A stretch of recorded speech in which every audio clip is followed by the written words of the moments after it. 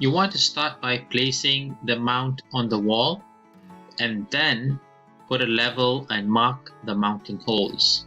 You can use heavy-duty elephant anchors, drywall anchors, or the wall plugs for a concrete or brick wall which came in the box.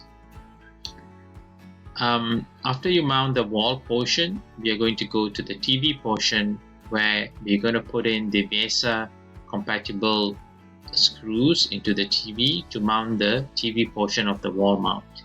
Once that is done, all you got to do is mount the TV onto the wall portion of the mount. Pull the string down if you want to rotate the TV to your desired location, and back, whichever way orientation you want it. And after that, hide the small cable behind the TV and you are done.